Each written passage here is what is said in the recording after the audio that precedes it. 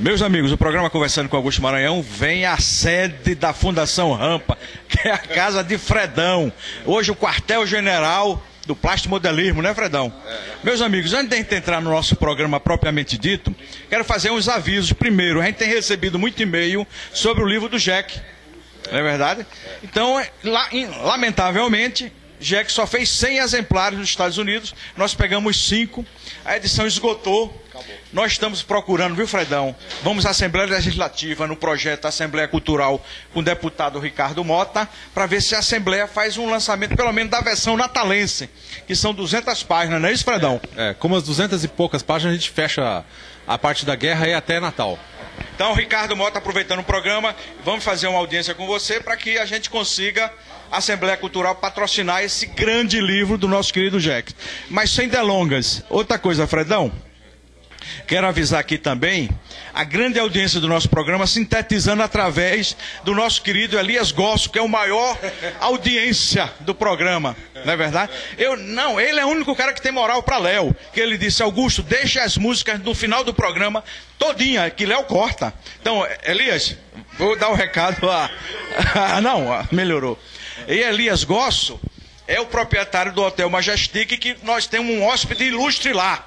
Não é verdade? E vocês vão ter a surpresa daqui a pouco. Eu vou mostrar esse companheiro que está aqui conosco, que também curte, que ama a história da Segunda Guerra, ama e corrige, apoia todos esses eventos. A gente não é a favor da guerra, mas a gente faz um registro histórico. Não é isso, Fredão? Aconteceu, né? Não tem como dizer que não aconteceu, né? Verdade. E Natal está nesse epicentro dessas transformações de resgate da história da Segunda Guerra, não é isso, Fredão? Inclusive, um general americano disse que a importância de Natal para a Segunda Guerra foi a mesma que teve para a batalha naval da Primeira Guerra, o Estreito de Dardanelos, o Canal de Suez e Gibraltar. Então, besteirinha, né? Não precisa dizer mais nada, né? Não, e Xuxa disse também, se não tivesse Natal, a guerra teria, prolongado muito mais anos. Não é verdade? Mas sem delongas, outra coisa, a audiência do programa está tão grande que a gente tem recebido tanto e-mail. Vamos pesquisar. Um rapaz mandou um e-mail para a gente dizendo que o pai de Bill Clinton serviu em Natal e tem um irmão, Bill Clinton tem um irmão natalense. É isso, Fredão? Pois é, isso daí foi uma surpresa, né? Ninguém estava esperando isso daí. Agora a gente vai verificar como é que é essa história mesmo aí. Se é, se não é, se deixou de ser, né? Outra coisa, a turma gosta também das expedições. Nós vamos à expedição a Rio Tinto, que seria a base da Segunda Guerra, da boataria alemã, onde os submarinos recebiam apoio lá na Baía da Traição, onde tem a casa de Eva Braun. Mas é boataria, mas a boataria que faz a expedição ficar interessante, né, Fredão? Vamos a Rio Tinto, na fábrica dos Lundgrens. Não é isso, Fredão? Mas sem delongas, o programa hoje está muito movimentado. Corta aí, Léo, para a gente voltar.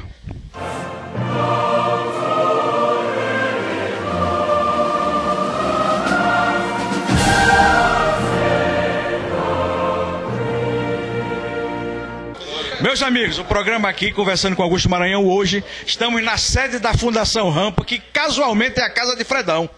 Não é verdade, Fredão? Que a gente não tem nem sede. A gente tem esse grupo de voluntários que Fredão, e através de Ana e nosso querido William, cede suas instalações para a gente fazer a Fundação Rampa, não é isso, Fredão? Mas sem delongas, Fredão, o que danado é isso aqui na sua casa, Fredão? Bom, isso daqui é o seguinte: além de eu ser da Fundação Rampa, eu sou de um grupo de plastimodelismo aqui em Natal chamado JG400. É devagar, como é? Grupo de Plastimodelismo e Pesquisa, JG400. JG400 é o seguinte: existia na Alemanha na Segunda Guerra um grupo de caça, que JG em alemão quer dizer grupo de caça, Jagdgeschwader, né? Que alemão é complicado. Devagar, Bom, o grupo de plastimodelismo aqui usou esse nome JG400 para o seu grupo. E eu fui incorporado, o último aqui do grupo que foi incorporado aqui na parte de plastimodelismo. Quer dizer, Fredão, que isso aqui é uma prévia do encontro, parece que vai ter, Em conjunto, a Fundação Rampa e o JG400 vão promover, dia 3 de novembro, no Hotel Natal Mar, na Via Costeira, o primeiro Open de plastimodelismo de Natal. Então, aqui é uma prévia para as pessoas que... Repita a data aí, para todo mundo pesquisar e... Vamos, passa aí, Léo. Para a gente ir lá pro hotel. O hotel é de quem? É do Ramzi Alali. Pronto, faça logo um agradecimento a ele pelo apoio. Ele apoiou bastante a gente. Todo mundo lá no hotel no dia 3 de novembro, no sábado. Depois do feriado. Isso, depois do feriado de finados, dia seguinte, dia 3 de novembro, vai ter o dia inteiro. Precisa pagar alguma coisa? Não paga nada, é aberto ao público. E o que o pessoal vai encontrar lá são maquetes de aviões, de tanques, navios, até de ficção científica, militaria, submarino, navio, tudo que é coisa que possa ser feita em escala vai ter lá. É o primeiro Open de plastimodelismo de Natal, vai ser aberto para o Brasil, vem gente desde São Paulo até Fortaleza. Tô sabendo até que já veio a turma famosa dos Paralamas do Sucesso fazer uma prévia, é verdade? Ele veio aqui conhecer, né? Já veio aqui ver os modelos e... Barone foi? Isso. Dá um cruze no nome aí no livro aí, Léo. Mas vamos sem delongas. Vamos lá, Fredão. Vamos ver os modelos e apresentar a turma aqui. Faz a apresentação da turma aqui, Fredão. Fala o seu nome aí. Não, melhor falar que o microfone não chega. Bruno. Atividade profissional de Bruno. Bruno é estudante de engenharia. O Eduardo é tecnólogo em informática. Marcão não precisa apresentação, porque isso aí é Orconcur. Marcão estrela aqui do programa, não aguento mais receber e-mail dos caras perguntando do Marcão, meu. Eu vou começar a dizer que eu não sei quem que é, não. Artejoso também é tecnólogo de informação, né? Funcionário, isso. O Valdenberg é da Petrobras. Valdenberg Júnior, geógrafo. Valdenberg Júnior. Esse é fera, viu? O Marcelo do JG400, que também é quem está tomando conta da parte do evento em si, tudo que é ligado com o evento, a parte operacional do evento, a parte de funcionamento do evento, tudo o Marcelo que está fazendo. E o Ricardo, que é professor, também é professor, e dizem que é filho do Camazano, não sei. Diz a lenda aí, estão falando. Mas meus amigos, sem delonga, rapaz, quer dizer que um negócio desse reúne uma turma boa, isso é uma terapia, né, Fredão? É uma terapia que precisa o cara se dedicar, curtir, gostar, a família apoiar. E é interessante porque não é só uma coisa de juntar peças, porque antigamente, quando começou, a diversão era tirar as peças da árvore e colar e tá com o negócio pronto. Era mais ou menos pegar isso aqui, Fredão, isso aqui. Abre aí, Fredão. E aproveita aqui, vamos falar sobre esse modelo. Esse modelo aqui, da Air France, passou por aqui. Isso. Esse daqui é um Farman que a Air France usava na sua ligação Europa-Brasil. E passaram vários desses aqui pelo Brasil. Foi um dos primeiros modelos que a Air France utilizou como não hidroavião. E antigamente eles não aceitavam que não fosse hidroavião. Quer dizer que o cara pega isso aqui e transforma no bicho desse? Isso. Então, aqui a gente chama de árvore essa estrutura, que as peças estão dentro. Né? Aqui está o decalque, que você recorta, põe na água. Então, antigamente era simplesmente destacar as peças e colar. Hoje, a coisa evoluiu muito. Então, antes de alguém escolher que modelo vai comprar para montar, antes da pessoa escolher que modelo vai comprar para montar, ele já tem bastante literatura sobre o assunto para saber. Como, por exemplo, antes de montar essa moto aqui, é fera. O cara já foi lá e comprou um livro que fala da moto. Então aqui tem várias fotos, né? Tem várias fotos. Depois tu faz as fotos aí e demora, senão eu vou dizer ali as gostas. Tem várias fotos aqui. Então, quando ele abrir a caixinha para tirar as peças, ele já vai comparar se a peça está parecida ou não. Se tiver errado, ele vai dar uma reformadinha na peça para ficar parecida. E aí ele vai montar, e as peças que não vieram no kit, ele faz. Ele faz para ficar o máximo... No programa de tio Marcão, ele fez um bocado de... Marcão cansa de fera. Fazer. Isso. O Marcão usa os equipamentos dele de dentista e fica fazendo pecinha lá com os equipamentos da broca de dentista, resina de dentista, ele fica fazendo... Esse dele é um pedaço do lado. Não tem meia, né? Não tem meia. Mas, meus amigos, sem delonga, vamos conversar com a turma aqui. Deu outro close em Barone aí, curtindo o livro de Jack. Vamos cá. Ricardo. Diga aí, Ricardo, a sua exposição aí, os seus modelos, sua curtição. Vamos lá. Bem, estou no plastimodelismo desde os 9 anos de idade, né? Só que assim, você só começa a evoluir quando você começa a montar com outros plastimodelistas, porque aí você vai evoluir, vai ter um comparativo. Né? Minha praia hoje é Parnamirim, Segunda Guerra Mundial, ingleses no norte da África, que é o caso desse modelo, Faça uma geral para depois a gente o Brasil na Itália na Segunda Guerra. Pois são algumas referências, né? Não é só uma não, né? Parnamirim, ingleses, norte da África, que inclusive o norte da África era alimentado por Natal, tem tudo a ver. Tem tudo a ver. Esse é o motivo de eu montar ingleses no norte da África, é a ligação que existe com o Natal. Qual é o nome daquele general lá, Montgomery, né? O Bernard Montgomery. Esse era fera, né? Um maguinho que ninguém dava nada, mas o bicho era o cão, né? O cara era bom, né? Só levou um corinho do Rommel, né? A raposa do deserto, mas tá tudo certo. Bem, vamos lá agora para os modelozinhos. Nós montamos em escalas. As escalas elas diferem, né? Aqui nós temos modelos na escala 1 para 72, que é 70. Mostra aí 1 para 72, um modelo. Esses modelos aqui, ó. Esse aqui é o dos alemães, todo né? esse leque alemão, inglês e que o Brasil usou 1 na para Itália 72. é 1 para 72. 72 vezes menor do que o modelo real, 1 para 1. Tá? Esse tipo de informação que é boa, que fica didática, que a gente vai passar um programa que são pessoas que gostam, mas às vezes não tem conhecimento e você está dando a oportunidade da gente fazer. Cada centímetro que vale a quantos?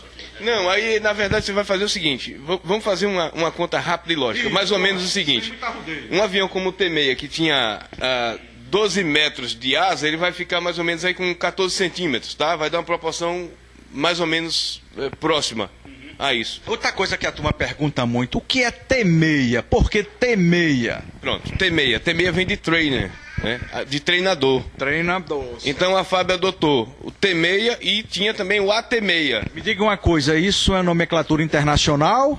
Nomenclatura internacional. Padrão internacional, toda a aviação ocidental usa essa nomenclatura, né? Então T-6, treinamento 6, a sequência 6, modelo? Sequência 6, exatamente. Tá? Mostra ele de novo, Léo. No caso do T-6 aqui, ó. Tá? Asinha laranja. Esse aí é da FAB, né? Da FAB. A FAB empregou o T-6 desde a Segunda Guerra até os anos... final dos anos 70, até 1977. Você vê aqui uma diferença de escala. Você tem um T-6 na escala 1 para 72. Põe do lado aí. Esse de trás, um T-6 na escala 1 para 72, 72 vezes menor do que o avião real. E um T-6 na escala 1 para 48, 48 vezes menor do que o tamanho real. Tá? Porém, trata-se do mesmo avião. O que vai fazer a diferença de escala é a quantidade de detalhe. Tá? Se você coloca um avião na escala 1 para 32, tá? É uma outra... Mas vamos pegar aqui os seus aqui, daqui a pouco a gente chega lá no Demarcão. A gente viu aqui, isso aqui é o quê? Alemães? Não, ingleses. Ingleses do norte da África. Com a cor da areia do deserto. Areia do deserto, justamente. Era o padrão de camuflagem inglês. O americano também adotou, no norte da África, que era utilizar a cor de areia, facilitar a camuflagem dos veículos e apetrechos, né? Nós temos aqui, Isso aqui é com o símbolo do Exército Brasileiro? Justamente. Esse aqui é um M8 Greenhound, era um veículo blindado de reconhecimento do Exército Brasileiro.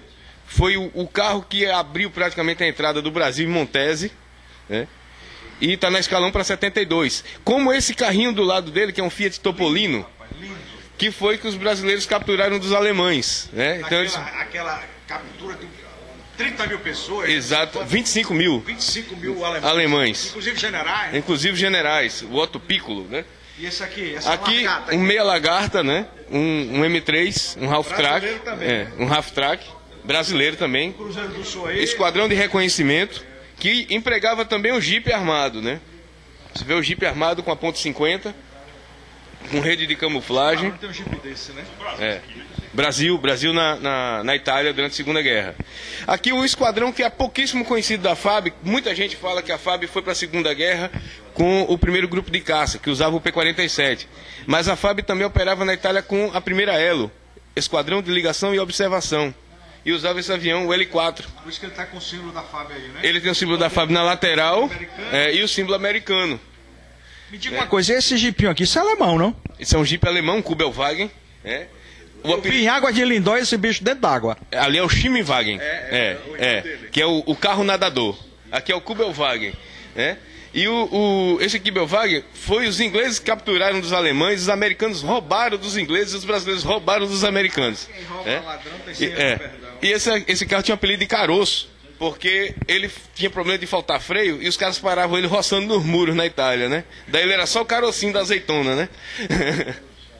E essas motozinhas aqui? Bem, primeiro eu vou falar desses dois aqui, que são veículos do Esquadrão de Engenharia, o quebra-canela da FEB na Itália, que aqui era um Jeep, um Ford GPA anfíbio. Naquela época, tanta Ford, Chevrolet, todas elas tinham licença para fabricar isso, um desenvolvia e o resto fabricava. Né? E assim, vice-versa.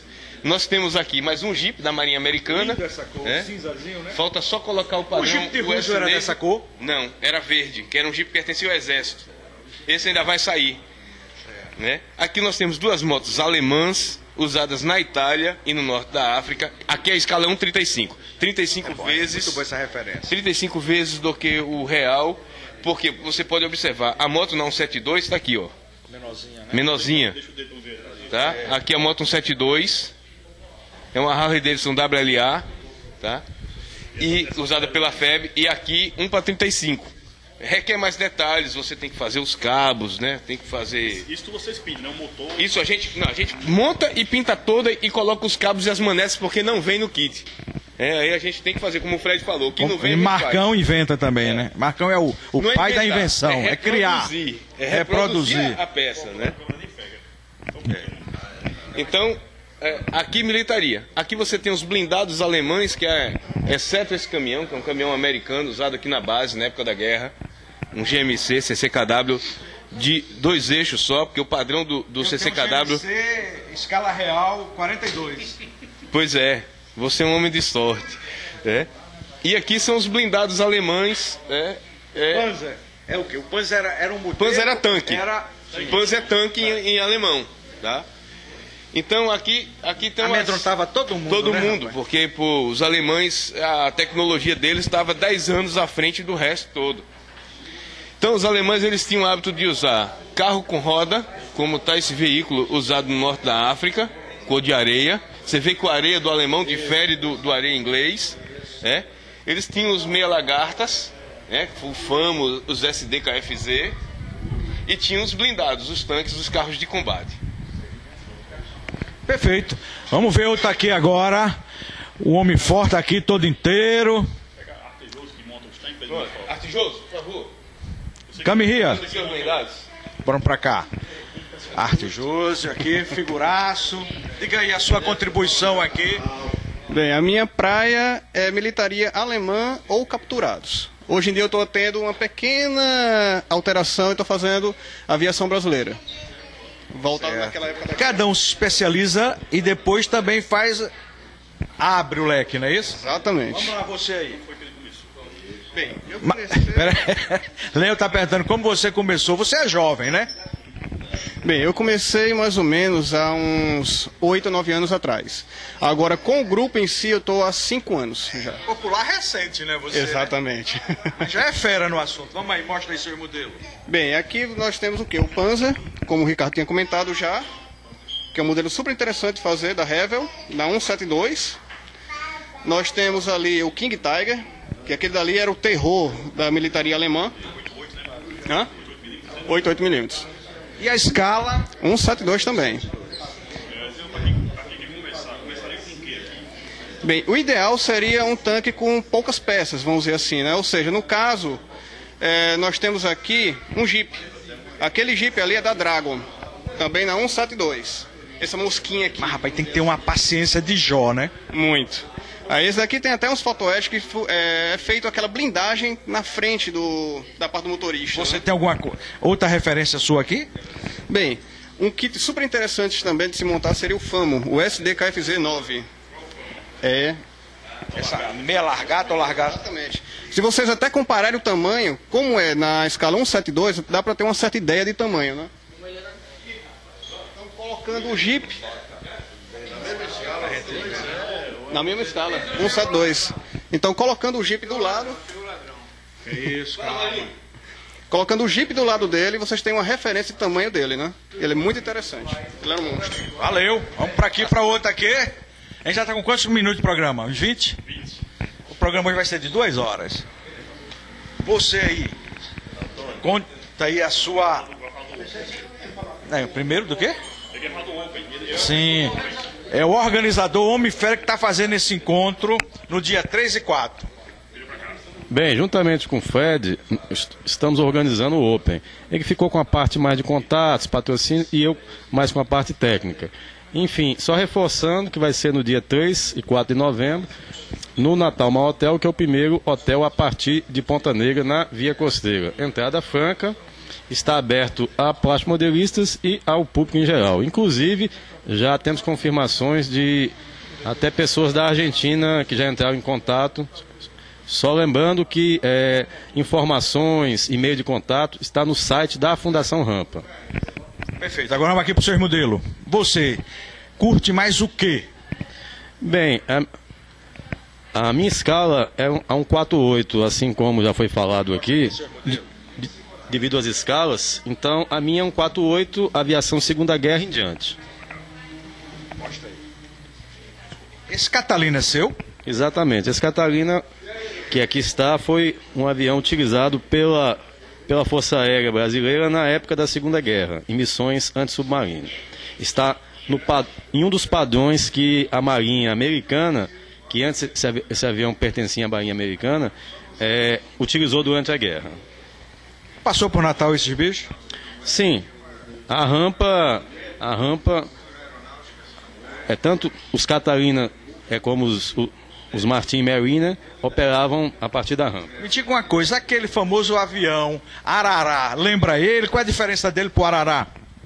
É o mesmo avião, só que esse é a versão anfíbia, ou seja, ele poderia pousar tanto no Rio Potengi no Rio, exatamente. Já o Arará é um avião exclusivamente, é um hidroavião, é também chamado de aerobot. E aqui nós temos, mostra aí mais, um Hellcat. Esse é fera, né? Esse é famoso na Segunda Guerra. Exatamente, ele foi muito utilizado no Pacífico, né? Exatamente, pela Marinha Americana contra os japoneses. Natal, tem história do traslado, né? Bem, a parte mais técnica disso aí, o Fred pode dizer bem, mas a princípio esse avião ele foi utilizado mais no Pacífico. No Pacífico. Exatamente. Inclusive tem aquele negócio lá do Triângulo das Bermudas que tem um esquadrão desse que desapareceu, né? Não, ali foi um Avengers. Não foi ele não? Não, mas era da Marinha Americana e a pintura é um pouco parecida. Talvez são três pilotos, né? Exatamente. O Avenger ele era um torpedeiro. Exatamente. E aqui nós temos... Aquele helicóptero é seu também? Exatamente. Helicóptero é esse? Esse é o Mi-24, o famoso helicóptero de Rambo. Esse daquele filme Rambo 3 ou 2 lá com o russo, né? Exatamente, o Rambo 3, se eu não me engano. Bota a imagem aí, Léo, viu?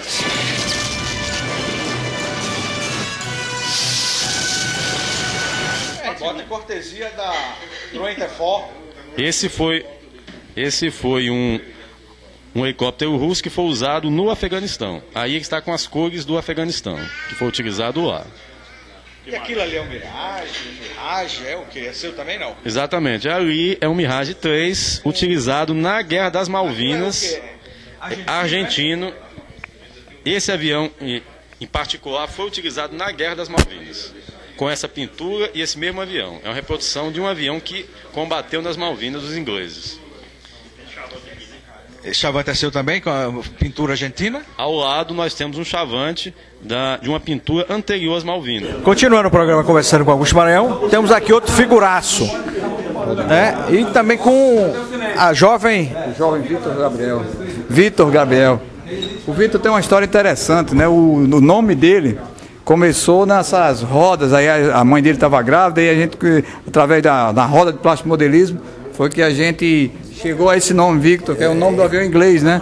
O avião inglês. Léo, bota o avião inglês aí, o Victor. Isso mesmo. Ou seja, eu nasci cheirando a tinta. No ambiente aqui de montagem, de plástico modelismo, no ambiente de oficina e tudo, ele foi criado com isso. E filho de plástico modelista, muitas gente que está assistindo esse programa tem a curiosidade de saber se as crianças mexem no kit, quebram o kit. Eu não tenho essa preocupação de esconder meus kits em casa. Meus kits é em cima da bancada, onde eles fazem parte dessa história. Então eles mexem. Eu tenho um outro filho de 4 anos que também participa do processo. Então eles estão sempre em contato com os kits. Agora eu vou mostrar para vocês algum trabalho. Mostra aí. Tá. Eu trouxe como temática aviação natalense. Os aviões que operaram aqui na base aérea de Natal. Então, vamos começar pelo F-47, é um avião que tem uma história na Segunda Guerra Mundial, né? Mas essa versão que está aí é uma versão daqui de Natal, que chegou aqui no surgimento do 2º do 5º grupo de aviação. Que danada é isso, o 2º do 5º? Diga aí pra gente aqui. O segundo o segundo grupo de aviação de caça Do quinto grupo de aviação. Do quinto grupo da fábrica de treinamento. O quinto é o treinamento, né? Segundo grupo do quinto de treinamento. Isso mesmo. Isso mesmo. Então a gente tem aqui o T-6 também, outra aeronave aí que que quem viveu na década de 50 aqui em Natal teve a oportunidade de conhecer, de ver nos céus de Natal, nos céus natalenses, os sobrevoos desses aviões aí, que é um avião de treinamento, um avião americano de treinamento. Também pertenceu à Esquadrilha da Fumaça. Estou vendo aqui o Chavante. Isso é um clássico, né? O Chavante é um clássico. Antes do Chavante, tivemos na década de 70, precisamente de 1970 a 73. Na época do Catre, né? Operou aqui antes, no Centro de Formação de Pilotos Militares, operou o avião o T-37.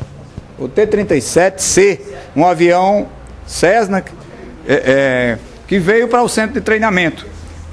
O Chavante, como você muito bem falou, é um avião que faz parte da paisagem de Natal desde a década de 70. Desde 75, essa aeronave é uma aeronave de fabricação, de montagem, é um avião italiano de montagem no Brasil pela Embraer, né? Um avião de grande sucesso, inclusive um avião exportado para outros países, como mostramos antes, uma versão argentina, né? Que foi usado na Guerra das Malvinas também. E esse Chavante aqui, essa peça, reproduz uma aeronave que operou aqui no segundo do quinto. No segundo do quinto, onde ele operou também aqui em Natal. No segundo do quinto e no primeiro do quarto. Essa aeronave aí, precisamente, é uma réplica do que foi retirado de lá da fábrica. Um pouco dos modelos aqui. Um cara para ter, digamos assim, um hobby como esse, tem problema familiar, a família apoia, a mulher curte, ou você se isola muito para ter o seu hobby? Você fica no seu universo, no seu mundo, e isso cria um desconforto familiar? Isso é muito pessoal. As pessoas aí, elas têm que criar realmente um ambiente familiar. Ela tem que colocar a família junto do seu processo, a família, como a família dele dá prazer. Como está aqui seu garoto, e o hobby me dá prazer, é importante que a minha família faça parte desse grupo. Então, a minha oficina de montagem, dentro da minha casa, ela é aberta e a montagem é feita em toda a casa. A montagem começa, a pintura é num determinado local, por conta dos produtos, das tintas e do solvente, porém a montagem é feita junto com a família, na mesa de jantar, na casa de praia e etc. Essa semana eu fui à casa de praia e montei 50% de um avião. Coisa boa. Pegando um gancho aqui, você tem um colega, um amigo, que também curte o nosso programa, como é o Pedrão, é? O Pedrão é geofísico, trabalha na Petrobras e é um grande apreciador, né? Querido Pedrão, obrigado pela audiência, um forte abraço. Gosta muito desse trabalho que o Augusto Maranhão faz de divulgação da cultura e da história, né? do nosso estado e da nossa cidade. Então o Pedrão é um entusiasta. É o homem das cavernas. Pedrão, você deve ser amigo de um primo meu, Joaquim das Virgens. Isso é um figuraço também, não é? Do mesmo grupo. Joaquim é um figuraço. Está lá em Teresina, lá em 7 cidades. É o pessoal da geologia. Vamos para cá agora. Tio Marcão já falou. Não, o tio Marcão ainda não falou não, né? Não, mas eu sou muito moço ainda, tenho esperança. Vamos para cá, tio Marcão. Vamos lá. Tio Marcão, que aqui é um decano da contribuição, do resgate, né, do plastimodelismo, e você curte isso há muito tempo. Eu estava até vendo uma história sua, ele escondia os modelos lá na Lobras, na 4400, para você não comprar antes dele. É verdade, lá é na Americana também. Esse cara foi meu aluno na escola técnica, e eu acho que eu posso dizer que tive uma certa influência para jogá-lo no plastimodelismo, porque em algumas oportunidades eu fiz exposições lá na escola, e esse cara, tal qual o filho dele aí, o nosso querido Gabriel, Vitor Gabriel, ele já está induzindo o garoto, eu não sei os netos deles como é que vão ser. E é por aí, eu acho que essa história, o hobby é prazeroso, não tenha dúvida. Mas o tipo do hobby, eu acho que tem muito a ver com a genética do indivíduo. Perfeito. Então, por exemplo, eu cresci, como já tive a oportunidade de dizer em outras vezes, com a minha família falando em aviação. eu tenho fotos do meu avô materno, por exemplo, recebendo aqueles aviadores, os primeiros aviadores que chegaram ao Brasil aqui, cruzando o Atlântico aí. E eu acho que isso é genético, isso já estava no sangue, né? Mas, Marcão, você trouxe alguns modelos aqui. Mais ou menos cronologicamente. Eu fiz, explica aí pra gente. Foi mais ou menos uma pequena cronologia. Eu não trouxe mais kits, numa evolução maior, porque eu tinha certeza de encontrá-los aqui. Então é a cronologia da aviação na FAB, aviação brasileira. Antes da guerra, voava-se isso aqui. Não existia, na época, a aeronáutica, o Ministério da Aeronáutica. Então era do Exército ou da Marinha. Nesse caso aqui, um avião da Marinha. Durante a guerra, começaram a aparecer por Natal, primeiro os aviões de formações primárias.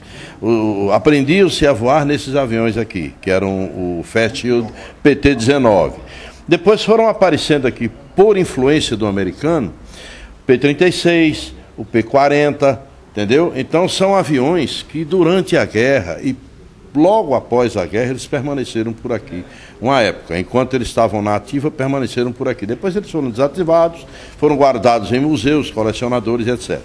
Depois o T-6. Eu tive a oportunidade e a felicidade de vivenciar a época dessa aviação aqui.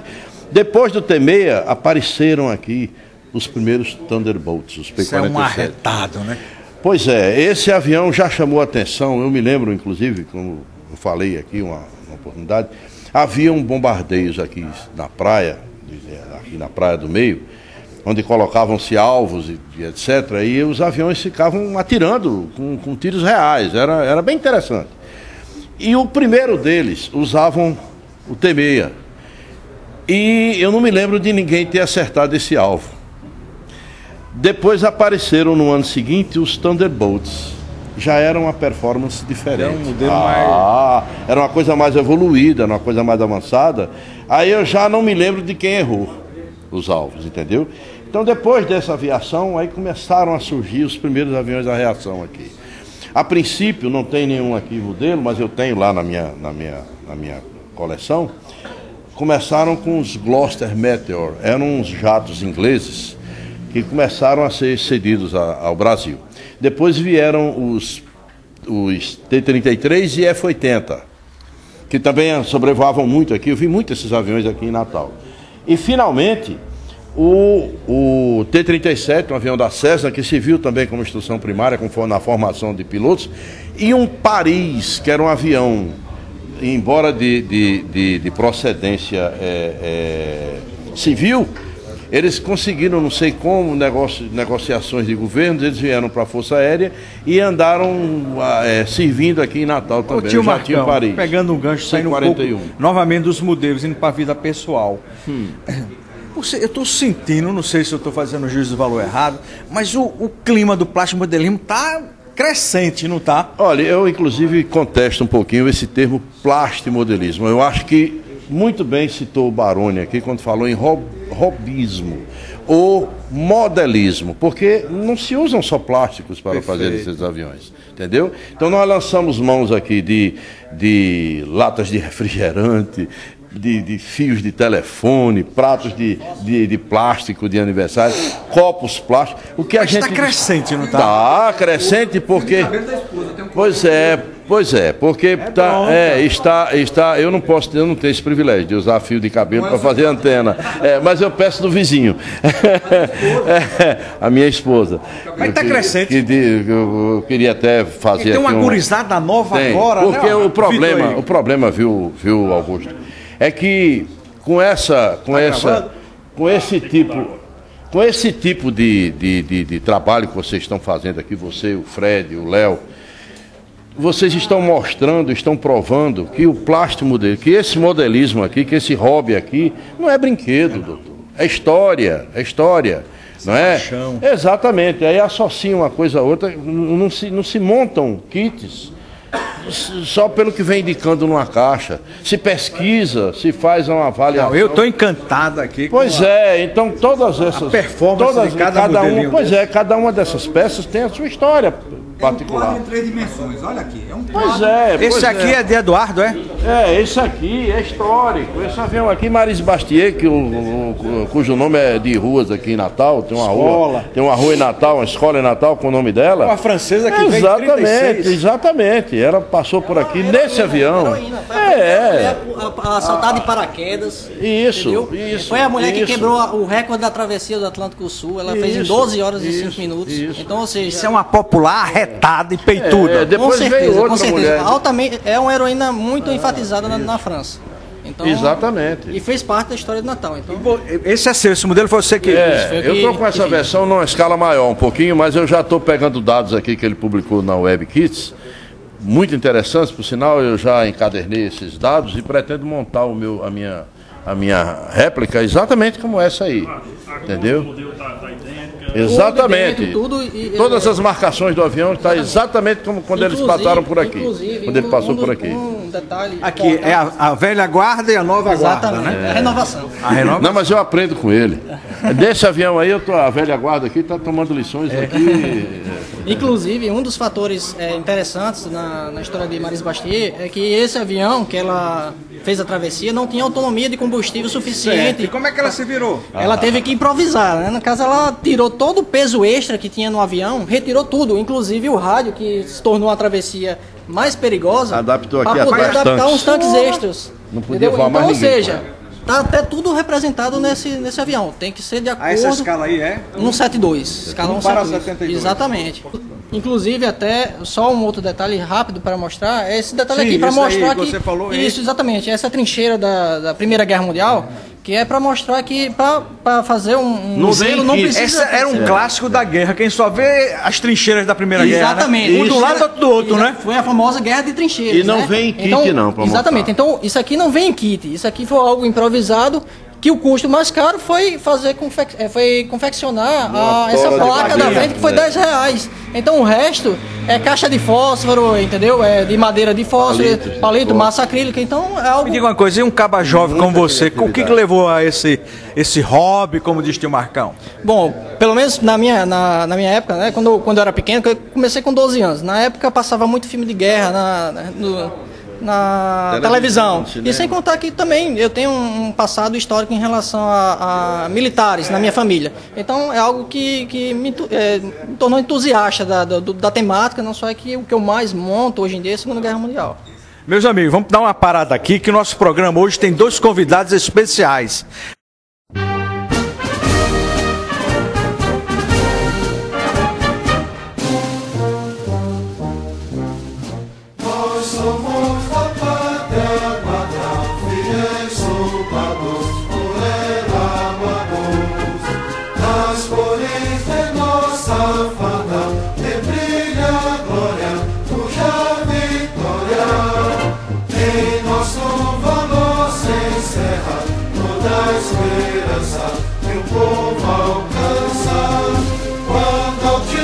Primeiro, o nosso querido Barone, né, dos Paralamas do Sucesso, que está vindo fazer um show em Natal, e quando vem, sempre dá o prazer da visita aqui à Fundação Rampa, que também é a casa de Fred, ocasionalmente.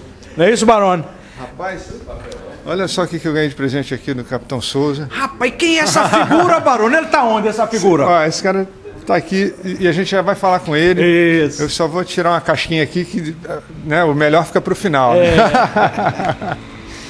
Mas ó, é uma alegria muito grande estar aqui. Eu sou amigo aqui da turma da Fundação Rampa. Sempre que eu estou em Natal, eu venho aqui bater a continência para a galera. E estou achando que é uma iniciativa muito boa. A gente vê aí o evento que está sendo boa, né, programado aí de plastimodelismo. E eu estava lembrando aí da minha época, quando eu era moleque, montava revel, montava kits. E hoje em dia, enfim, eu sou ainda um grande entusiasta, mas meu negócio é escala 1 para 1. Meu jipinho lá, que tem que ir atrás dos parafusos de verdade. Mas me diga uma coisa aqui. Vamos chamar o Capitão Souza para... Atenção, companhia sentido. Nosso querido Capitão Souza, eu disse o seguinte: eu sou fã do Rio Grande do Norte, de Natal, porque a história aqui, ela não é abstrata. A gente desce no aeroporto Augusto Severo e a gente pega na neta de Augusto Severo, na bisneta Sônia Severo.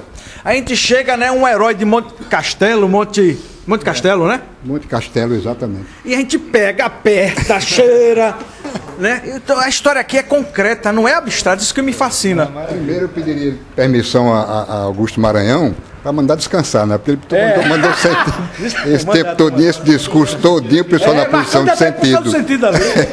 Pois é. Então, olha, é um prazer imenso estar aqui com vocês, com esse grupo de pessoas que cultua e cultiva a história não só do Rio Grande do Norte, mas do país inteiro. Isso é um exemplo para esse país. É uma coisa que inexiste em muitos lugares, embora existam também lugares que pode haver esse amor pela história, porque aqui é amor puro, é amor verdadeiro. Aqui se faz sem buscar vantagens pessoais, é só pelo prazer de mostrar o que o nosso Brasil possui e que especialmente o meu Rio Grande do Norte possui em termos de história. Porque nós somos um país desconhecido, éramos desconhecidos lá fora à época, e hoje estamos conhecidos no mundo inteiro, e graças a brasileiros que daqui saíram para lutar na Segunda Guerra Mundial. Digamos de passagem que a Segunda Guerra Mundial foi o maior acontecimento do século XX. Tomaram parte mais de 70 países, nenhum país desse mundo foi mais o mesmo depois da Segunda Guerra. Nasceram países, morreram outros, mudou a geopolítica, a geografia, a geoeconomia mudou também. Em tudo isso o Brasil participou, foi o único país da América do Sul que participou da Segunda Guerra Mundial ativamente, com tropas, com combates, etc. Nós temos um exemplo marcante aí de pouco tempo, que o Fernando Henrique, quando era presidente, foi o único país latino-americano a ser convidado para participar do cinquentenário do término da Segunda Guerra Mundial. Isso tudo coloca o país numa posição que nós temos que dar continuidade e estão deixando, para meu desgosto, a juventude está deixando morrer essa história e graças a Deus existem grupos como este aqui, é Augusto Maranhão, é o Leonardo, é o Marinho, é o Fredão, que é Barone, marca de Lama. O que pareça, Lama é evidente. Já pensou em Lama ser uma coisa de evidência? Pois é, aí tem. E graças a Deus que esse pessoal está vivo aqui e muito atuante. E para mim é um prazer, além de uma honra, é claro, ficar aqui ao lado de um filho de um colega meu de regimento. Ia fazer essa pergunta. De um filho de um colega de regimento, que aqui está. O pai dele esteve ombro a ombro conosco lá na Itália, sofreu as agruras, passou o frio. Era Lavor. Lavor, quer dizer, um homem que deu trabalho ao alemão, né? Porque a tradução seria essa. Lavoro. Né? Pois é, Lavoro.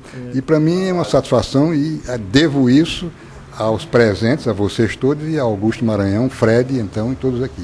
Certo, capitão. Você fica aqui um pouquinho com a gente, Barone. E sobre a história do seu pai, como é que ele incorporou, como é que ele foi, como é que ele viajou, em que etapa ele foi, em que grupo? Papai estava no Sampaio também, foi no segundo escalão, segundo e terceiro escalão embarcaram juntos, né, para a Itália, mais ou menos em setembro, né? Setembro de 1944. Setembro de 44. E eu acredito que a gente estava conversando, eu estou muito emocionado, muito honrado em conhecer Capitão Souza e imaginando aí que de repente ele e meu pai devem ter se esbarrado lá. O papai era da nona companhia, né? Ele depois que ele chegou lá, ele era da intendência e depois ele acabou nesse revezamento de tropa, ele acabou indo para frente e ele participou do ataque final lá a Monte Castelo no dia 21 de fevereiro. Eu estava tentando lembrar que era muita gente na época, né? E o tenente do pelotão do meu pai era o tenente Paulo Carvalho. Inclusive tem uma menção ao grupo dele, ao grupo de combate dele, no livro do Mascarenhas, como uma das unidades que chegou no cume lá de Monte Castelo, né, naquela ação lá vitoriosa, finalmente. Né? Enfim, a gente está aqui, é engraçado a gente ver como uma coisa assim, que é um hobby, é uma coisa ingênua, mas que tem um resgate, né, com uma coisa histórica. Com certeza. A gente está vendo aqui, o pessoal montou aí várias viaturas que eram usadas pela FEB, aqui vários aviões históricos começaram a fazer parte da aeronáutica brasileira, exatamente nesse momento em que Natal entrou como, nesse contexto, como a cintura do Atlântico, né, o lugar estrategicamente.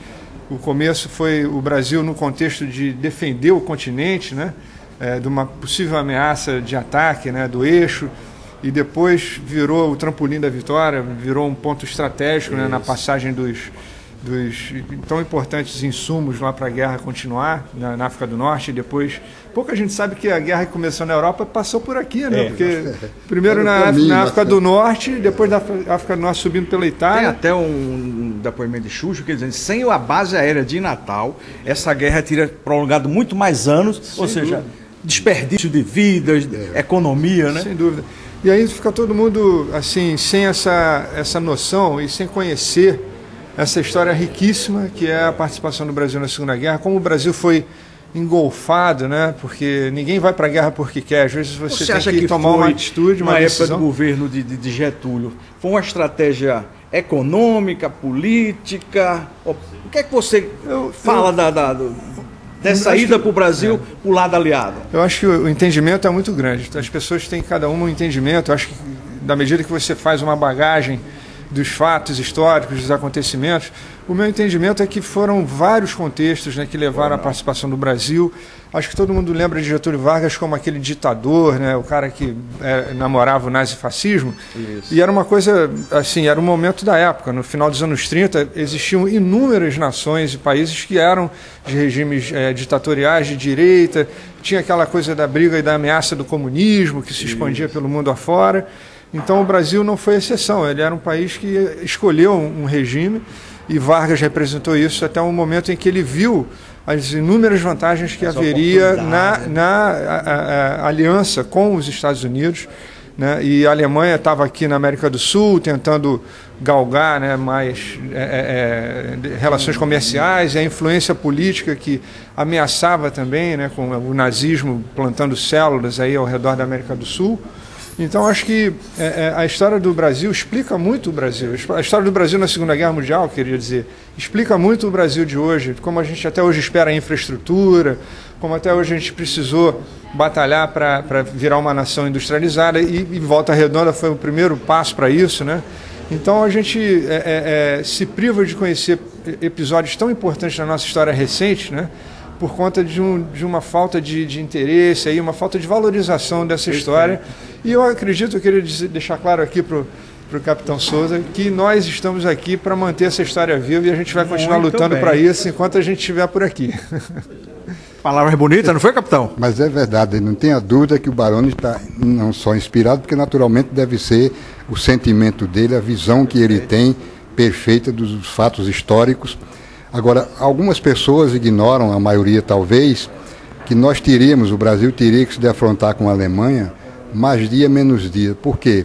Porque em 1938, um jornalista francês com livre trânsito em Berlim, ele foi convidado e participou de uma reunião do Estado-Maior nazista, onde estavam também presente o embaixador da Argentina, e lá estava um mapa delineado onde aparecia o Brasil como um protetorado alemão, e seria o protetorado da Alemanha Austral, e lá estava catalogado o país como um celeiro de matéria-primas para suprir a grande Alemanha ariana. Isso era o sonho megalomaníaco nazista, né, de dominação do mundo, e achava que nós seríamos, então, os fornecedores de matéria-prima, mas a preço vil, trabalho escravo.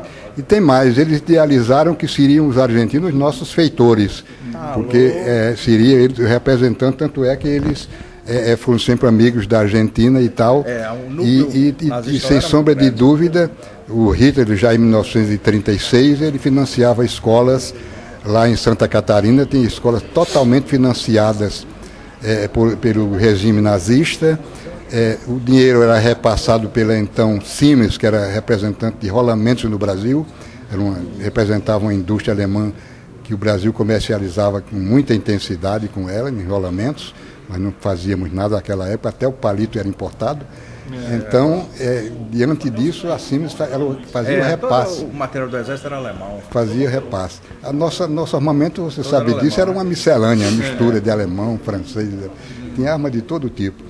Então, sem sombra de dúvida, a decisão de Getúlio, que apesar de ser um ditador, e nós somos sempre contrários às ditaduras, mas ele era um cara de visão patriótica. um presidente que jamais saiu do Brasil e que pensava Brasil 24 horas por dia. E aí ele estava numa encruzilhada, Grande, sem saber... não era pequena não. Não era pequena não, saber que destino dá a esse país. Naturalmente ele bem informado muito mais do que a gente, né?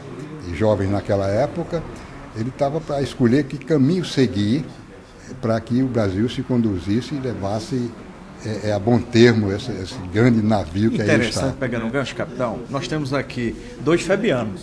Um que foi e um filho de Febiano.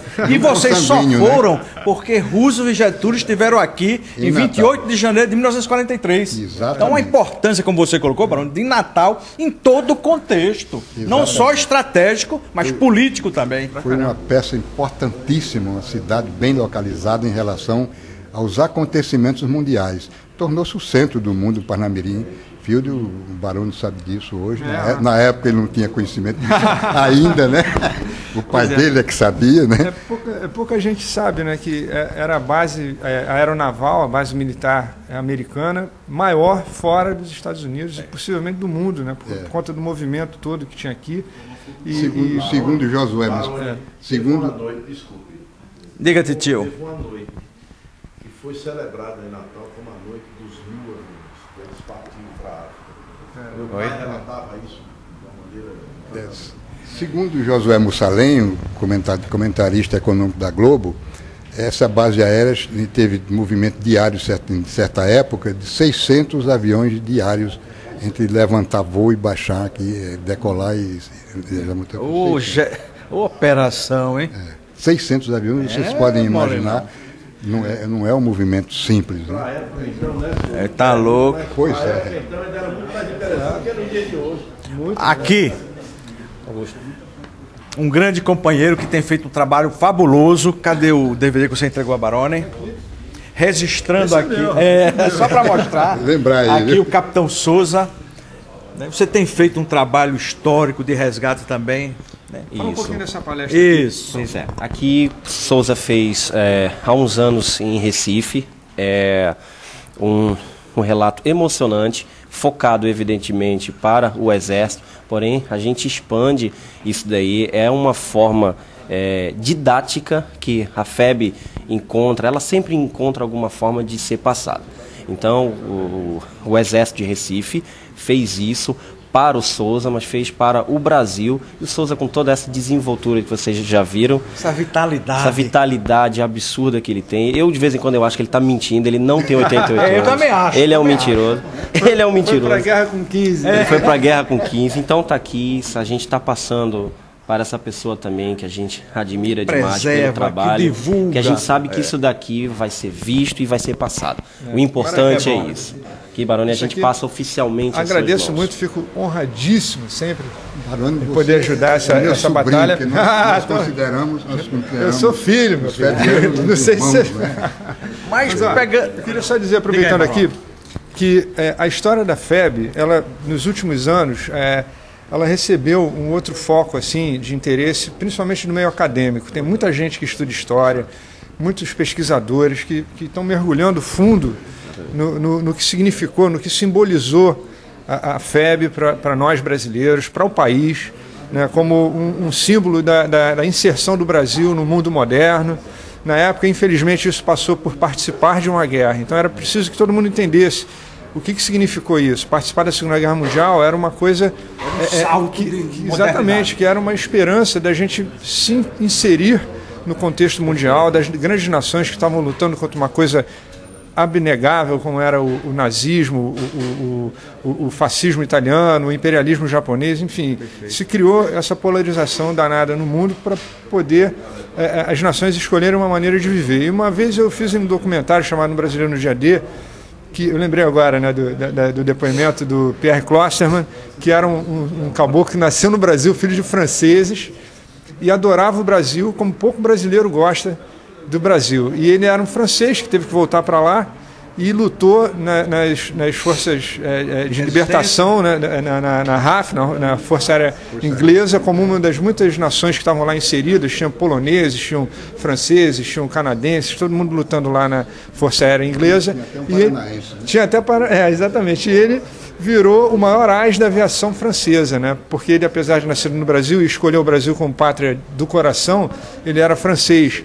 Então ele ensina várias lições para a gente, mas teve uma coisa muito bonita que ele falou. No final do documentário, foi uma das últimas entrevistas que ele deu antes de falecer, e ele falou uma coisa que para mim é sensacional, que é o seguinte: o Brasil foi uma grande nação da América que entendeu essa história da guerra, que não era lutar contra os alemães, o mocinho contra o bandido. Ele entendeu o que significava essa luta, que era escolher a maneira de viver entre os homens, a forma de viver entre os homens, que é uma coisa espetacular, né? Porque não tem que ninguém ficar escravizando ninguém, não tem raça superior a outra, somos todos iguais atrás de... Exatamente, estamos todos iguais atrás de uma vida melhor, de um mundo melhor, de um planeta melhor. Então isso, uma pessoa que viveu naquela época, trazer, assim como o capitão Souza traz aqui para a gente, essa noção do que significou essa batalha, porque depois da Segunda Guerra Mundial teve outra guerra, né? As guerras viraram conflitos mesquinhos e conflitos localizados, mas essa luta entre o bem e o mal, que significou a Segunda Guerra Mundial, não existe mais, porque foi a última batalha que se travou nesse sentido. E é por isso que a gente está aqui, para lembrar de como foi importante isso tudo, né? É isso aí. O programa hoje aqui, um show de bola. Fredão, para cá para o encerramento. Só um momento. Vale lembrar o seguinte, como o Brasil se projetou no exterior, para cá para ele vai cantar nós, música. Nós não pensaríamos à época que o Brasil pudesse emplacar um secretário-geral da ONU. E graças à Força Expedicionária e à colocação do Brasil, graças ao Trampolim da Vitória e outros congêneres, é que nós chegamos lá. Oswaldo Aranha, que foi um dos caras que brigou muito pelo Brasil se alinhar com os Estados Unidos. Tá certo. É isso aí. Muitas histórias, né? Muitas histórias. Meus amigos, estamos chegando ao final. O Fredão quer falar? Procurem no nosso site, fundaçãorampa.com.br. Bem em cima, na primeira página, tem um banner. Clica lá, fala tudo sobre o evento de plastimodelismo. Pronto. Tio Marcão, o nosso decano aqui. Eu quero enfatizar aqui, eu quero corroborar aqui as nossas homenagens, porque o que a gente tem visto é você homenagear os outros. Nós queremos homenageá-lo por esse seu interesse procedentíssimo a respeito da história da nossa cidade, da nossa história, que ela não se limita só a nós, natalenses ou norte-riograndenses, ela limita-se a exemplo do testemunho aqui do Baroni e do capitão. O senhor é para as Forças Armadas, mas para nós o senhor é marechal, é o nosso marechal, entendeu? Exatamente. Então eu quero, em nome dos colegas e de todos os natalenses, eu peço essa permissão de agradecê-lo, Augusto. Muito obrigado pelo seu interesse e conte sempre com a nossa colaboração. O que nós pudermos fazer por você, nós faremos. Um grande abraço. É isso aí. Vamos cantar? Vamos cantar.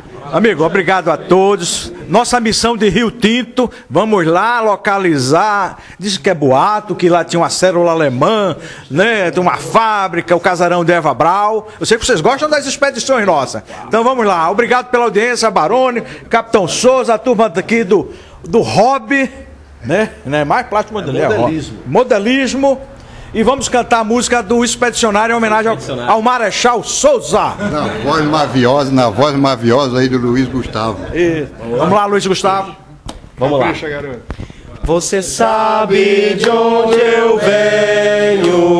venho do Morro do Engenho, das selvas dos cafezais, da boa terra do coco, da choupana onde um é pouco, dois é bom, três é demais. Venho das praias sedosas, das montanhas alterosas, dos pampas, dos seringais, das margens crestas dos rios, dos verdes mares bravios, da minha terra natal. Por mais terras que eu percorra, não permita Deus que eu morra sem que volte para lá, sem que leve por divisa esse V que simboliza a vitória que virá. nossa vitória final. Na mira do meu fuzil, a ração do meu bornal, a água do meu cantil, as asas do meu ideal, pra glória do meu Brasil.